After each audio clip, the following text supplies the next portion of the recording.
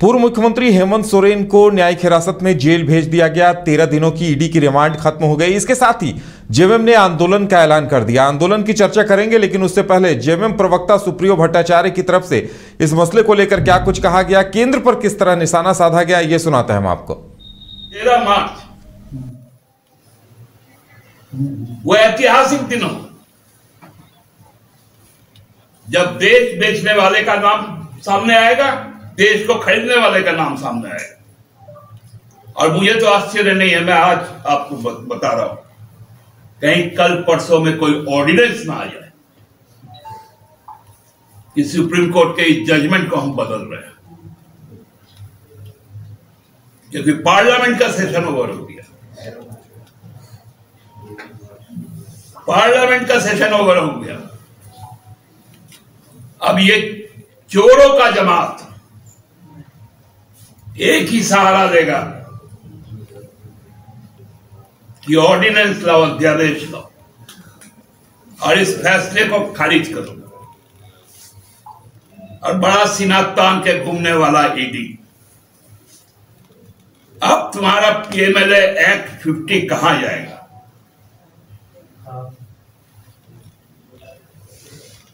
अब बताओ ईडी, एक बार तो अदानी को छोड़ा था पीएमएलए में जब गुजरात का ऊर्जा विभाग का पैसा लौटाया था। अब आएगा ना अदानी, रहेगा ना रिमांड पर?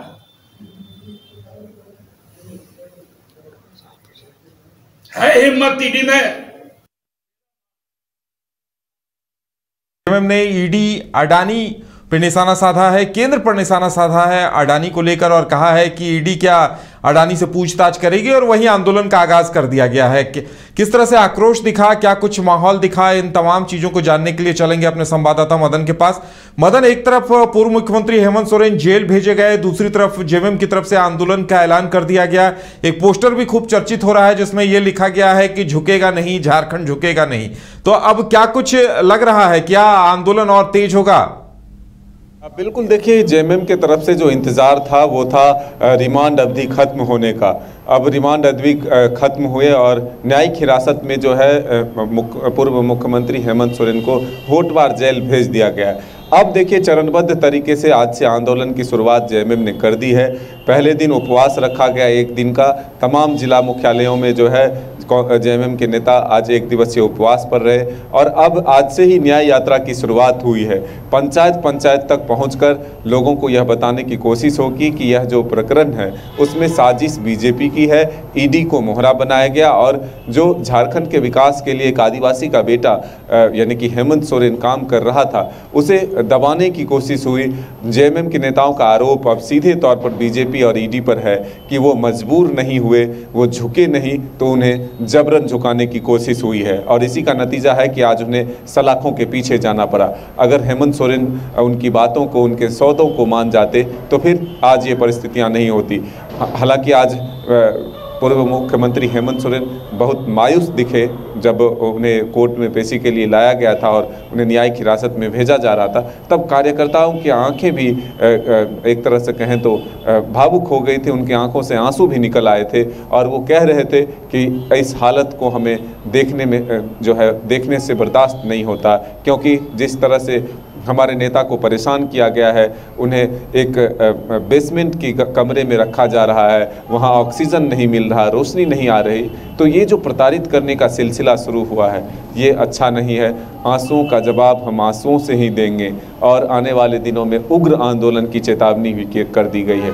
तो अब देखना होगा कि जेएमएम के नेताओं के द्वारा जो एक तरह से संयम बरता गया, जो एक तरह से कहें तो अपने नेताओं के बीच मैसेज दिया गया था कि पहले सरकार का गठन हो जाए, नहीं तो फिर राज्य में राष्ट्रपति शासन भी लागू हो सकते हैं, फिर उसके बाद अब इनकी रिमांड अवधि पूरी होने दिया जाए, फिर उसके बाद आंदोलन किया जाए। तो अब आंदोलन का आगाज जो है वो हो चुका है। और सीधे तौर पर जेएमएम के नेताओं का कहना है कि लोकसभा चुनाव से पहले हम पंचायत तक पहुंचकर लोगों में जो आक्रोश है वहां तक पहुंचने की कोशिश करेंगे और एक जानकारी देंगे कि किस तरह से इस साजिश का पर्दाफाश हो, साजिश के पीछे कौन है और ईडी ने क्या किया है, ये बताने की कोशिश हम करेंगे। बिल्कुल मदन, एक तरफ जेएमएम ने आंदोलन का ऐलान कर दिया, हेमंत सोरेन पूर्व मुख्यमंत्री जो हैं उन्हें जेल भेज दिया गया, लेकिन कहीं न कहीं हेमंत सोरेन काफी हताश और निराश नजर आए, क्योंकि पहले वो अदालत भी आते थे तो काफी हाथ हिलाकर जोशीले अंदाज में कार्यकर्ताओं का अभिवादन करते थे, लेकिन अब निराशा झलकी है। कहीं न कहीं उन्हें लग रहा है कि एक शिकंजा जैसा कसता जा रहा है और ऐसे में उन्हें उन शिकंजों को काट पाने में काफी मुश्किलों का सामना करना पड़ेगा। अब लगता है उन्हें भी इस बात का एहसास हो रहा है। बिल्कुल, देखिए जिस तरह से साक्ष्य दिखाए जा रहे हैं और जो ईडी रिमांड अवधि में लेकर के पूछताछ की है, कई और लोगों से जो पूछताछ हुई है, जो उसके आधार पर साक्ष्य मिले हैं।